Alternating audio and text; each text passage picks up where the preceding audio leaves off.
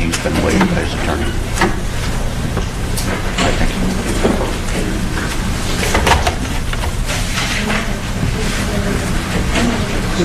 Your Honor, we filed some papers pursuant to Your Honor's order addressing the various issues of the report.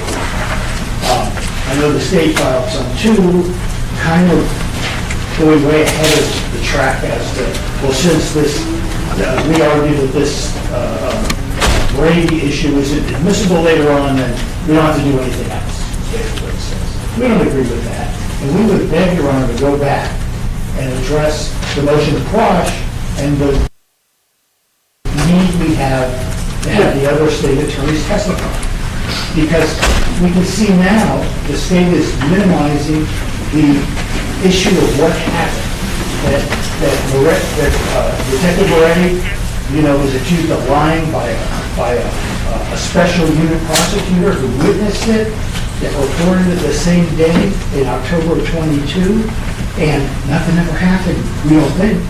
So we wanted to just ask a few questions to those three witnesses. Mr. Keller, when Ms. Boutros came to you that day or the next day and told you exactly what happened, what'd you do? Who'd you tell? And whatever happened? We want to ask Mr. Pryor the same thing. Mr. Pryor, they came to you back somewhere around October 22, and they advised you that the head detective on a first-degree murder case that's about to start. Recording in progress. I apologize. That's all right. Was reported by a esteemed prosecutor that she witnessed him try to support perjury and have another officer lie about it in the very case that it's on. And they want to have you look at this and say, oh, this is nothing merely a collateral matter. But whether or not it was the investigation of the mother at the time she got brought in, he slapped a subpoena on to get her phone, not to go against her, but to go against Mr. Demings. This is Mr. Demings' case, and he asked questions about Mr. Demings' case right there during the time that he slapped the subpoena on her, and then asked the other deputy to lie. So in order for us to support our motion to dismiss on Friday, we need to know, after this occurred, and this prosecutor did exactly what she should have, reported it to her supervisor, and then that supervisor and she had other conversations with the elected state attorney, with Ms. Falk, with Mr. Killoran. What happened? Who said what to who? And what, if anything, was done about it? This is a report of a crime. It isn't just, a minor Brady violation. It's a crime that we submit was never investigated for a year.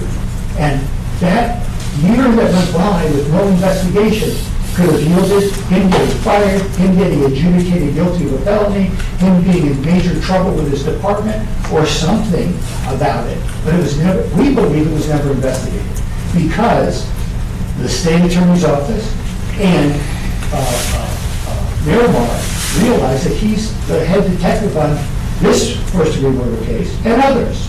So we think they just deep sixed it. If that happened, those issues are what we want to argue on Friday. We want to argue that they knew about this, that they had reason to investigate, that they knew this, and they did nothing about it for a year. So, and that's the gravamen, that's the importance of all this. And I'm not minimizing the Brady violation, but it's just not a typical Brady violation. It's more. And that more part of it is what we just simply want to ask these folks a few questions that could be over with in less than a half hour for the three witnesses to find out who told them what and what they heard from those people and what, if anything, they did about it. So we think that's the vital part of this, to bring and argue to Your Honor during the motion to dismiss for misconduct that we still don't know about, other than after Ms. Boutros testified that what she did with the information and the big gap there from that time until this time as to what, if anything, was done.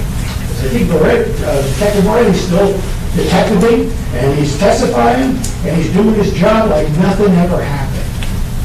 So that's the part of this that's so egregious. That's the part of this that we need to find out what happened. And then later on, we'll figure out whether or not this is something that can be brought up in the trial, whether or not it's collateral, which I think is preposterous, but whether or not it's collateral or not, it can be brought up. Those aren't for today. Those are things for later, once we find out what happened and whether or not this is admissible in the trial.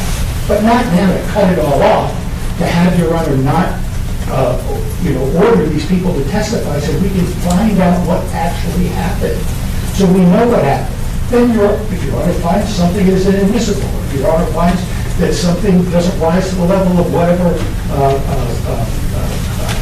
level it needs to be for testimony or anything else, that can be done because then Your Honor will have a whole picture and testimony from everybody as to how we got to where we are now, because right now we don't. So that's why this latest filing about, it's never going to be admitted, so no harm, no foul, is an end around, and it's not right, because there are many instances where something like this can be admitted in a trial in certain circumstances. It's not just a crime, which it would have been investigated and maybe have him be adjudicated guilty of a felony, maybe, but it's also an act of moral turpitude.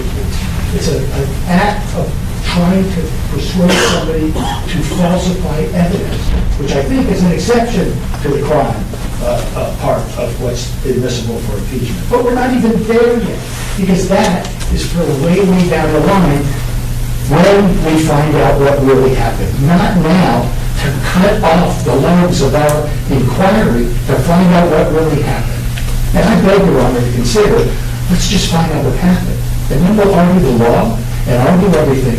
But to say, we can't do that because, we just can't do that, that doesn't make sense in the allegations we have in the testimony and what we have.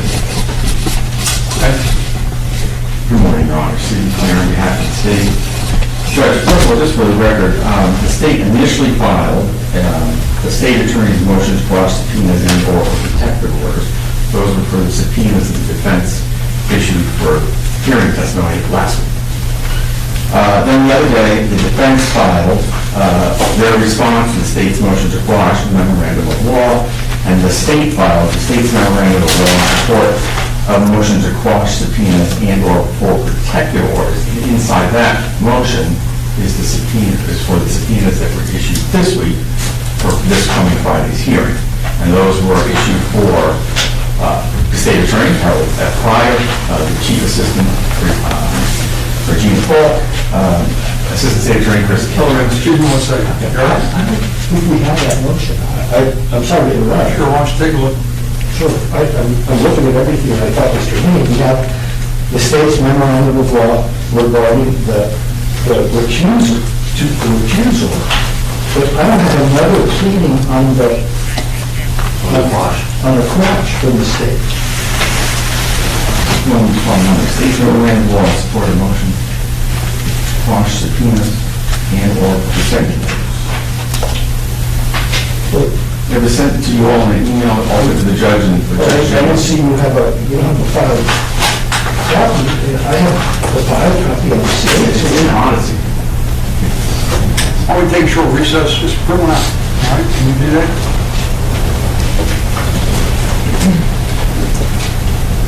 All right, we'll just take a short recess.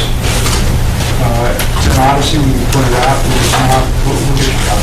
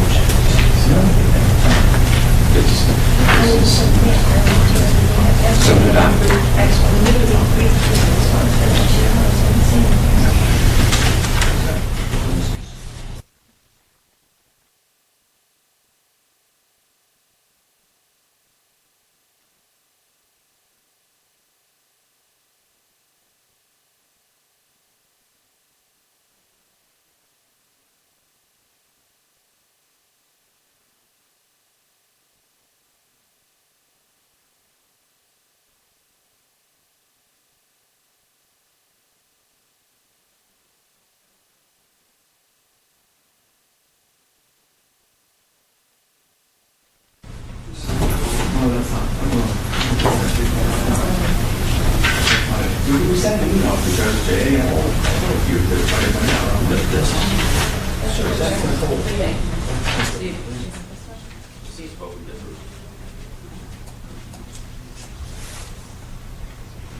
No, no.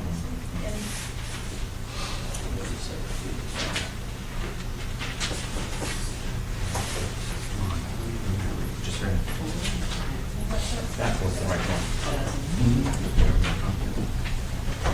We're still off the record. You need a few minutes? Yeah, too late. All right. Thank you. We're going to remain in recess. Yes, I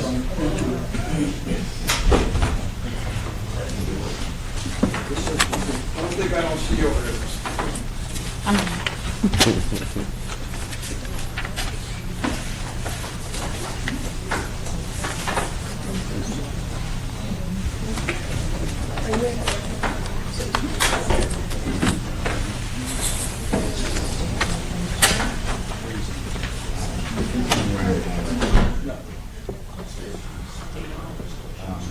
Monday, 10, around 6.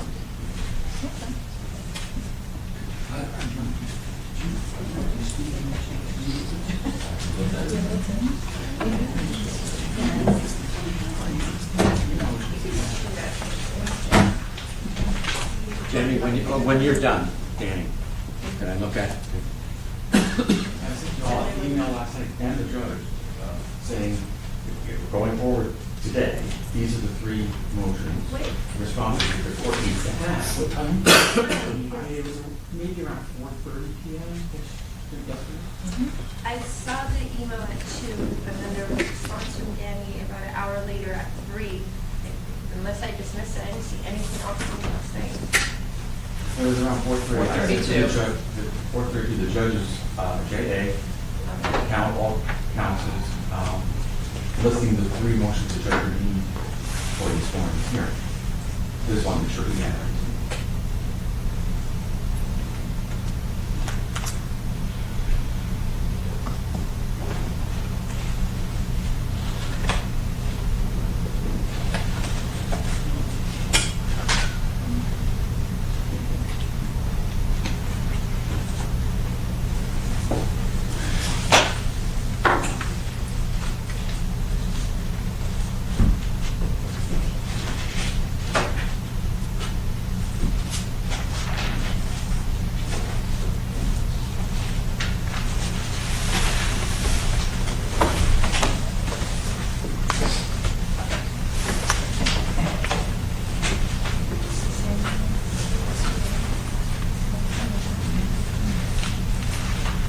Mr. Clinton, you filed it with the court on the 10th?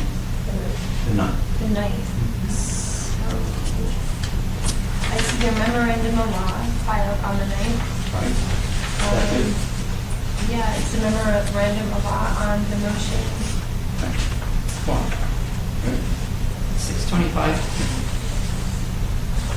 And it was sent to everyone, in addition to that, I sent it to everyone an email that evening.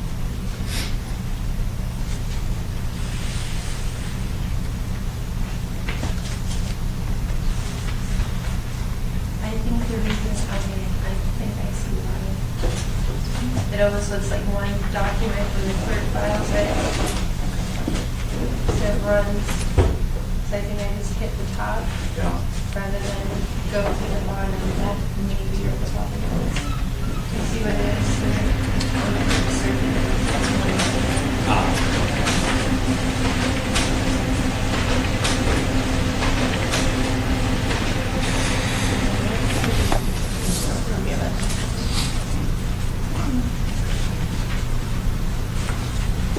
You want an additional copy? Yeah. Thank you so much. I appreciate it. Yeah, here's, he worked, Dan, he gave Brandon another copy for us.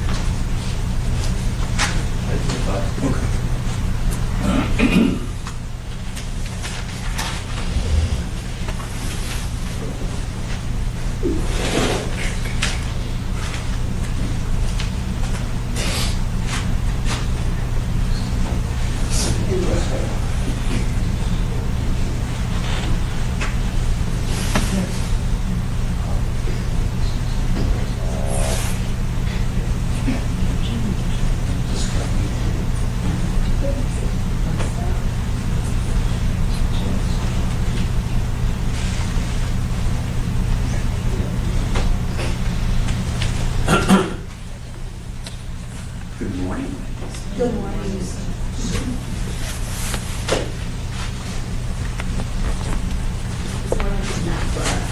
Huh? Me too.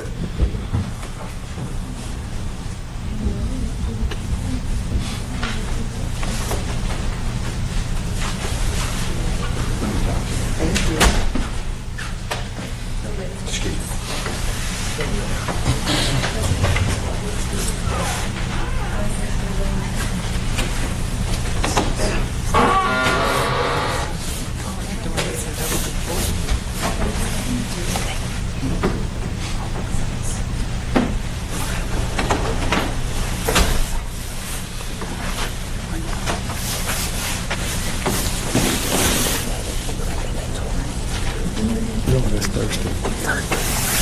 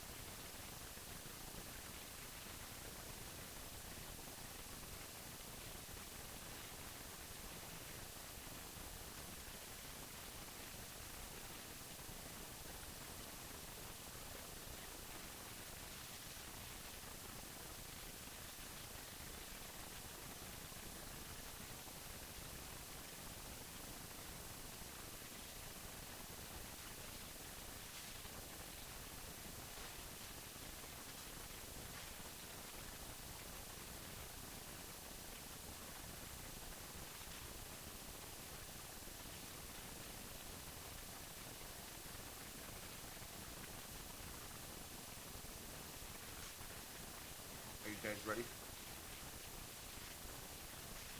You ready? Look.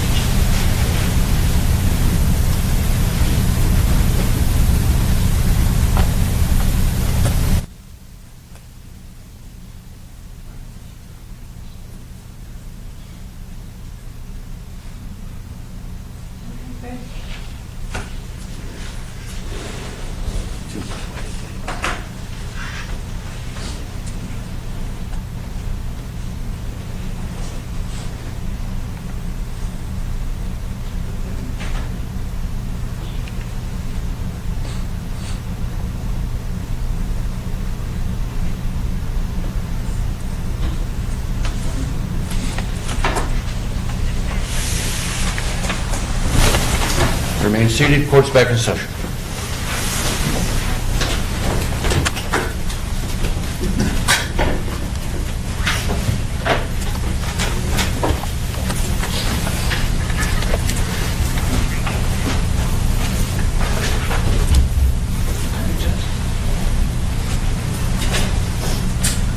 Thank you.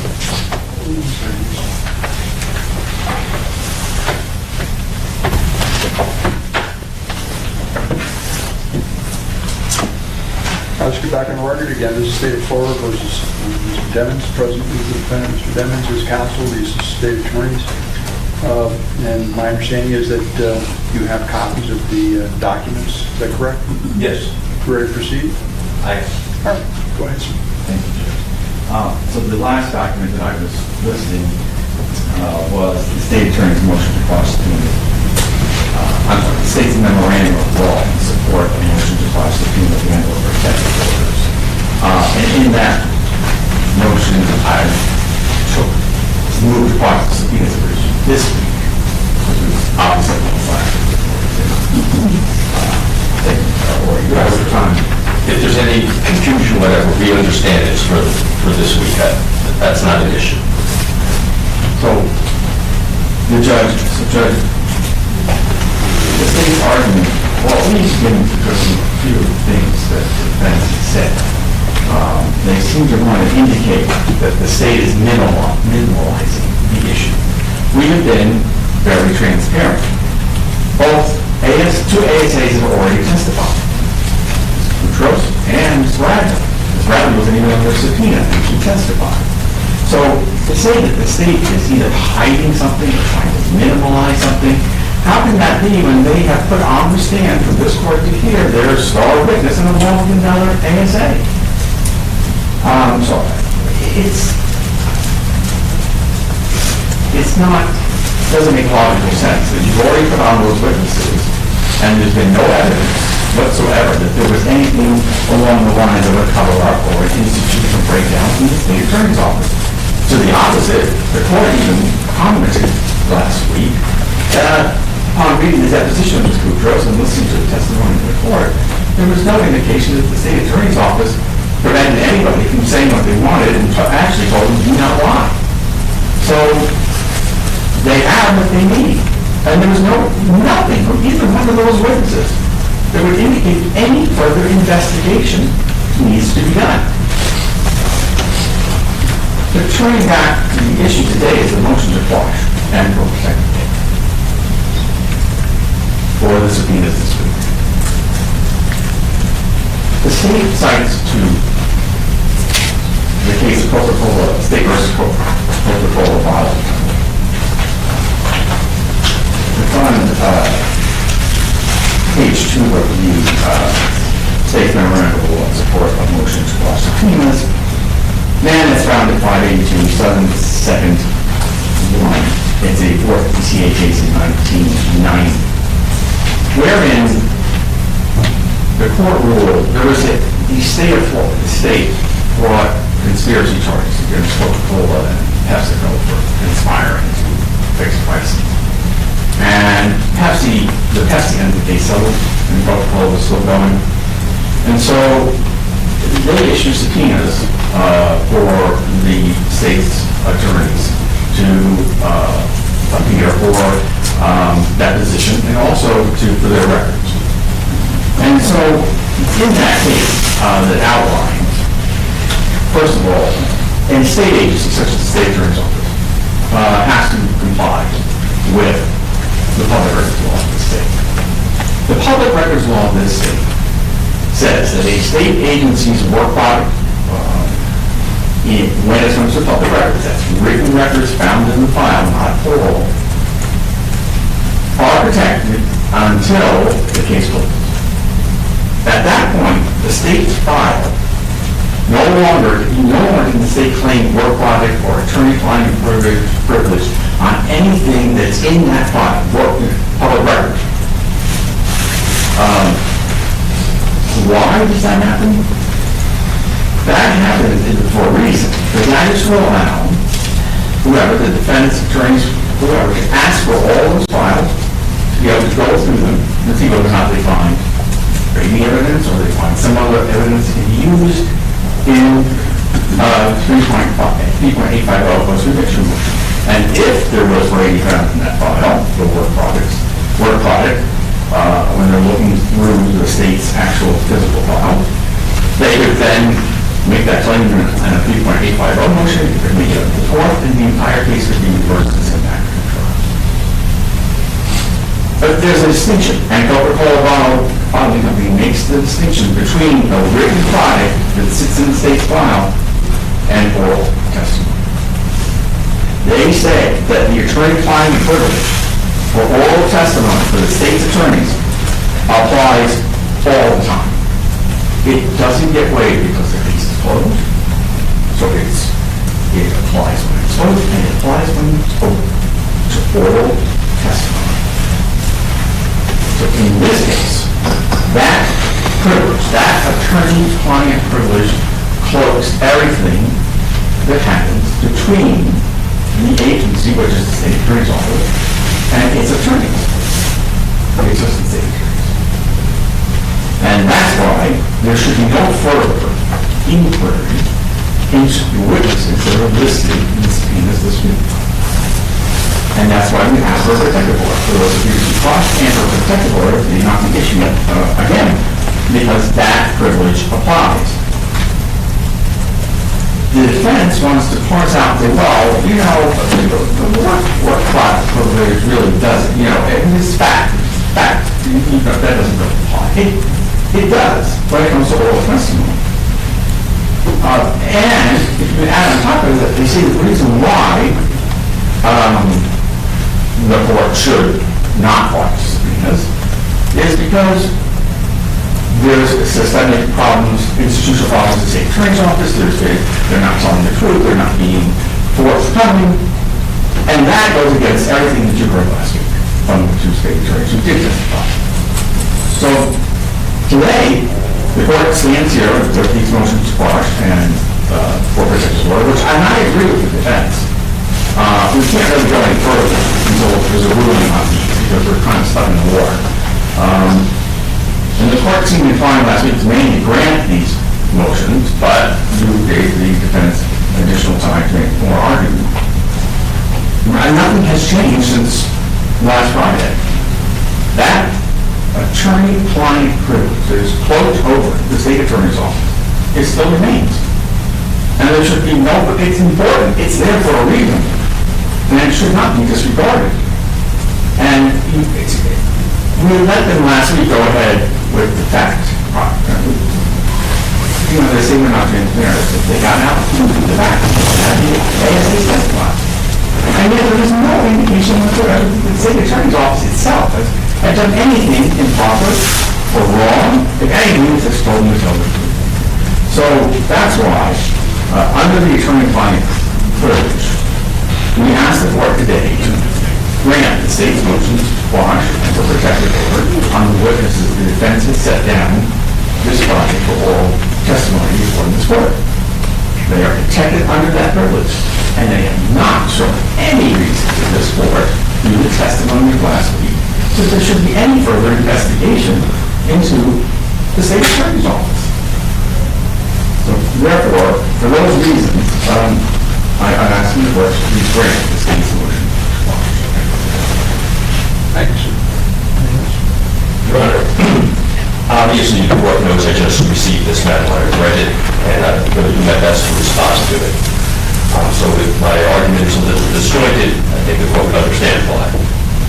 First of all, the state acknowledges in many of their pleadings that they waived the privilege as far as Ms. Boutros testifying at deposition and at the hearing that we had.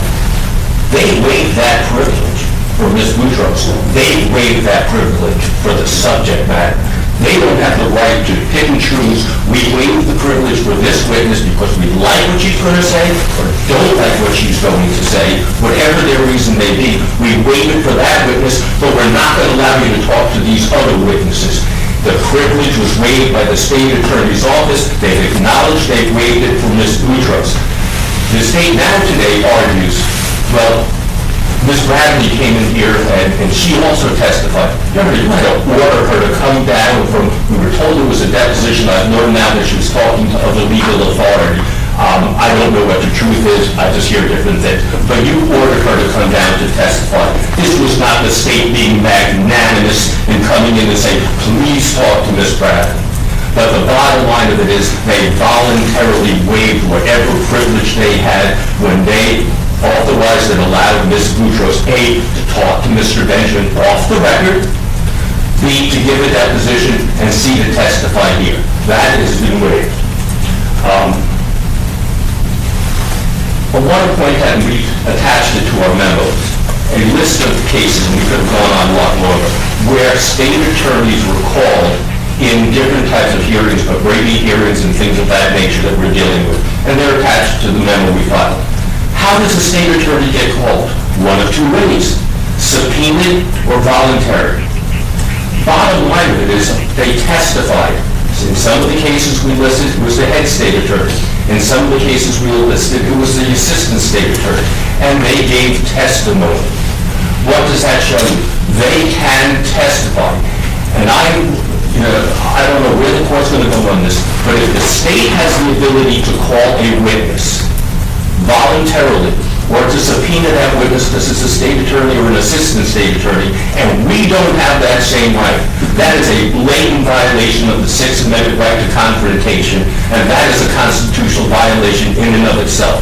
So the fact that the state attorneys in these other cases have testified, and the record is replete that they have, state attorneys and assistant state attorneys can be required to testify. Let's go on a little bit more. The focus of all of this seems to be, although it's not talked about a lot, work product. I mean, that's what it comes down to. Are we asking for work product? The state, in the case of Kidder versus State, the court said that work product traditionally protects that information which relates to the case and is gathered in anticipation of litigation. Well, then the state comes along and they file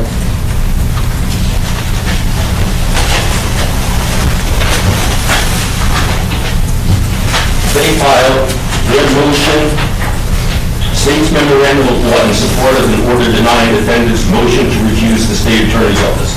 And on page 3 of their memorandum, the state submits defendant seeks to introduce impermissible impeachment evidence on a collateral issue. The witness tampering investigation emerged from the subsequent prosecution of the instant murder charges, and not the murder investigation. And it goes on. So they're acknowledging that does not fit into the work product into this case. They're saying that was a separate incident and not part of the investigation of this criminal case. So therefore, it is not work product as to this criminal case. Now, the corollary argument from the state is going to be, well, it's not related. It is obviously related. Those are two different things. One is an investigation of this case, and the other one is whether it's related to this case. It's a tampering of evidence. Well, first of all, let's go back to what occurred. Ms. Boutros testified that it did not have any case number on it when they sent out that subpoena that caused all of this. It had only an internal case number. She further testified that it possibly could have been used at trial, the tampering in the murder case. And the state in their pleadings turns around and says they are not going to use any of the tampering evidence in this case, the murder case, acknowledging that they believe that they would have the right to. What can be more related? What's more related than the defendant's mother coming in for under a subpoena? And as Ms. Boutros told us, half the questions dealt with what was going on dealing with the murder case and would have evidence to the murder case. She said it morphed into that. They are so intertwined and related, but this was not done as part of the investigation of the murder case. They just are intertwined and related. Now, there are a couple of things that I don't want to jump over, so I'm going to get out right now. You heard from Ms. Bradley. And Ms. Bradley on the witness stand several times, I counted at least 2, may have been more than that, stated that Detective Moretti asked whether Deputy Gorell was outside when the subpoena was served. Yet if you look at their Brady notices, which the court has, it doesn't read that way. It reads,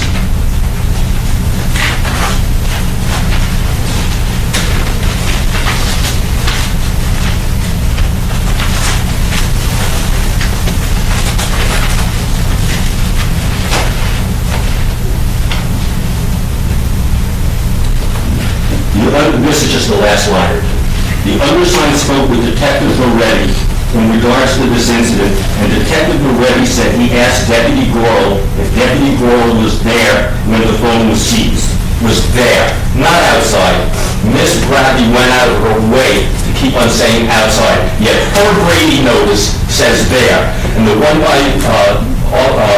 Assistant State Attorney Hillerman has there in it. She changed her testimony. She changed the wording. Your Honor, I don't know what you think of Miss Bradley. That's your opinion. But from what I'm seeing here, in our opinion, she plays hard and fast with the truth. And I think we need to talk to the state attorneys to find out what did she say to them. Was it there or outside? If she specifically said that he asked whether the deputy was there as opposed to outside, she's perjured herself in front of you.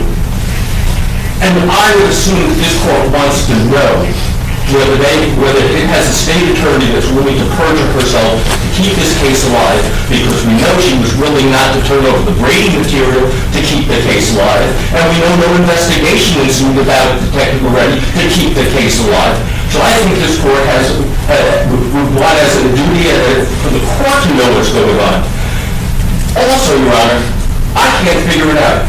There's a Brady violation, and so we don't get the information.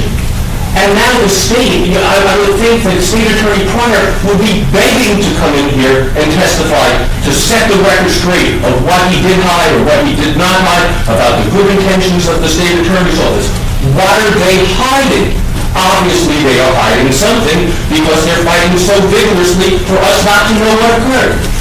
The state also says, you know what? We've gotten all that we want, all that we need from the testimony that you've heard. Not true. You did not allow us to go into what was said back to Ms. Boutros or Ms. Bradley. You only allowed us to go into what they said. We do not know what occurred. We also know from Ms. Boutros, she was not there at every meeting. So they tell Ms. Boutros, you talk to Mr. Benjamin, you do whatever you want to do, you're doing a great job, thank you so much. We don't know what they said behind closed doors as to, we need to deep six this will destroy the state attorney's office. We have no idea. We have one part of the jigsaw puzzle. We need the other pieces to figure out where we're going on this. And I think it's the duty of this court, and I apologize if that's a proper word, but I believe it's the responsibility of this court to look into this matter, to find out what's going on. It's not work product. We're entitled to know what went on, and the only way we can vindicate our rights to show that this whole prosecution should be shut down and dismissed because this was an institutional bias and this was an institutional decision to withhold Brady material is by taking Kildoran's, Pryor's, and Falk's deposition. Have their testimony. Thank you. Just remember, in response, this has been happening all along in the case. The defendants just make statements. This is Brady. This is Brady.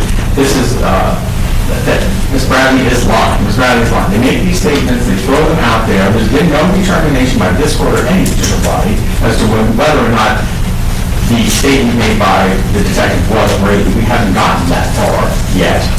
So to keep just throwing out what they think has been found isn't fair because it's illogical.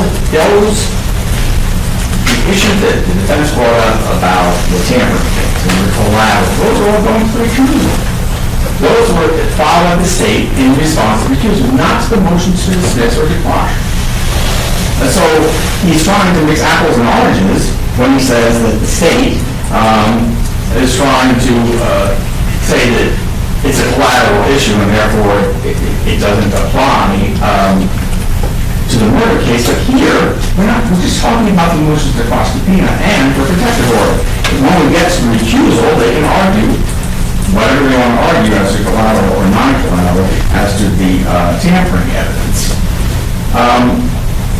They had Ms. Boutros. Ms. Boutros decided on her own to waive her privilege. She waived the attorney-client privilege. It happened way back when she talked to Mr. Trafford right after the alleged incident happened. She talked willingly to the defense and gave him everything. So we let go. We said, okay, for her, it's waived, and she can say whatever she wants on the stand. But the other attorneys did not waive their privilege. It still holds with Mr. Pryor, it holds with Mr. Falk, and it holds with Mr. Kilmer, and it still holds for Ms. Bradley, as we tried last week, to limit it best we could her testimony when she was called in the stand about subpoena. One of the things the courts have said is that a matter of public policy that the criminal justice system cannot work properly if the state attorneys, assistant state attorneys are going to continuously subpoena for any type of deposition, oral testimony, if they're constantly being subpoenaed, they're not going to be able to do their jobs. The criminal justice system cannot work efficiently as a matter of public policy if you are issuing subpoenas to the state attorneys to get behind what's their decision-making process. And no matter what they say, what they're trying to do here is to get to that decision-making process. They even in their own motion, the response say, then page 7, number 5, and what actions did they take on this issue, if any, and when? They want to get into the inner workings of the city attorney's office, the thinking, the opinions of the office, which they're absolutely not allowed to. The attorney-client privilege holds. And the fact that they already have 2 ASAs testify is clear indication that the office has allowed them to look into the issue of what happened that day, at least the factual issues of what happened that day with the detective. And nothing that was said from those witnesses indicated anything further. There was a conspiracy, there was an institutional breakdown, that the state attorney told them, don't tell them this, or don't say this. There was nothing along those lines. And so they seem to want to make it look as though the state's hiding something, that Mr. Pryor is not being open, but they have no proof of that.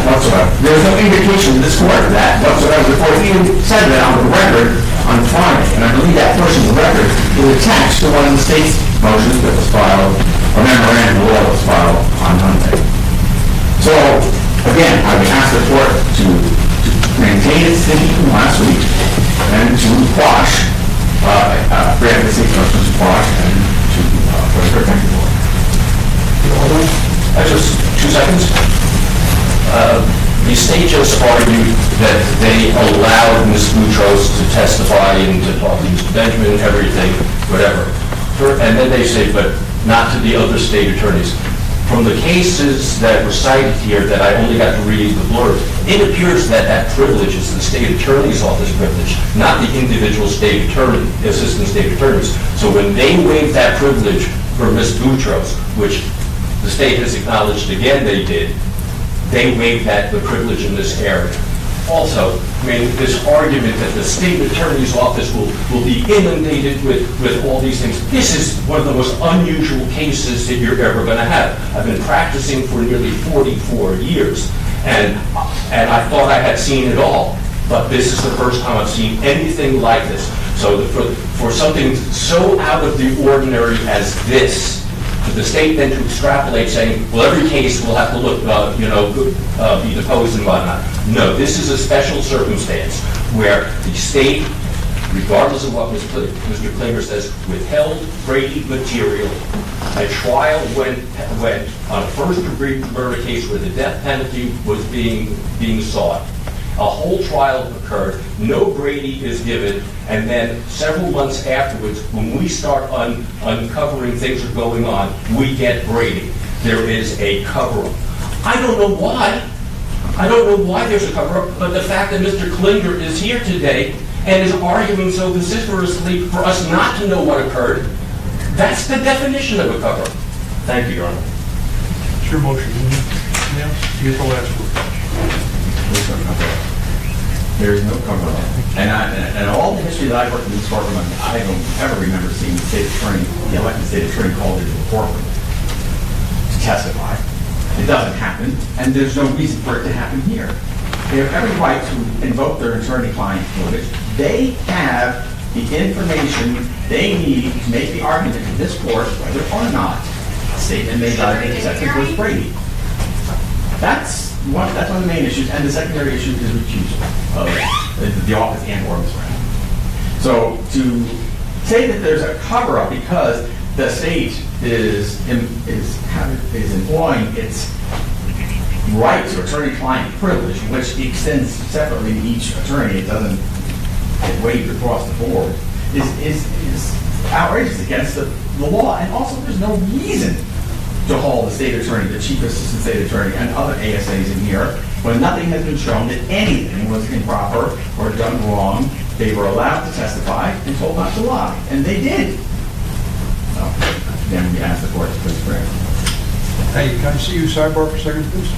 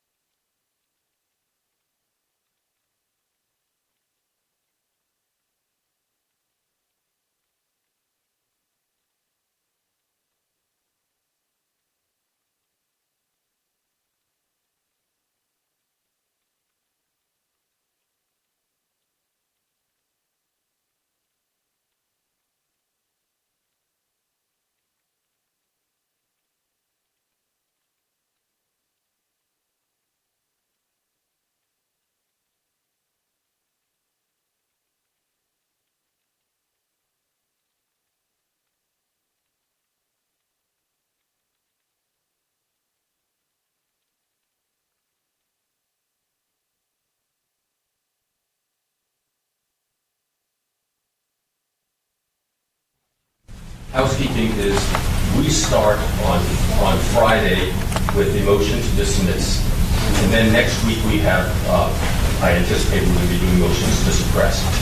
Each one of these motions, I would be calling Ms. Boutros to testify just to the credibility of Detective Moretti.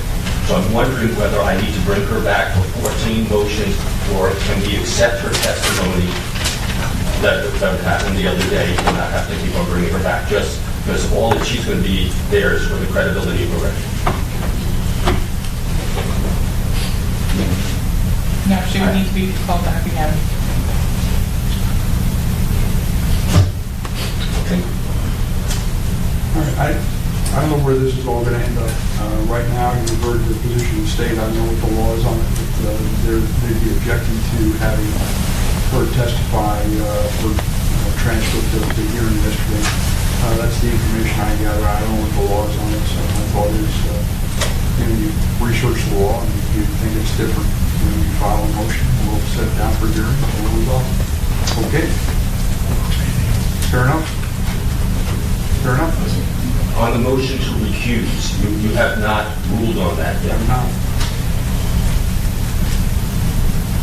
I guess I need to know what you're doing on what we're discussing today, because I would be asking the court, since you haven't ruled, if these witnesses are allowed to testify and you have them here, I would ask you to keep that ruling open until we know what they say on that motion. understood. That's why I gave you a chance to present your argument today. I kind of thought you were there.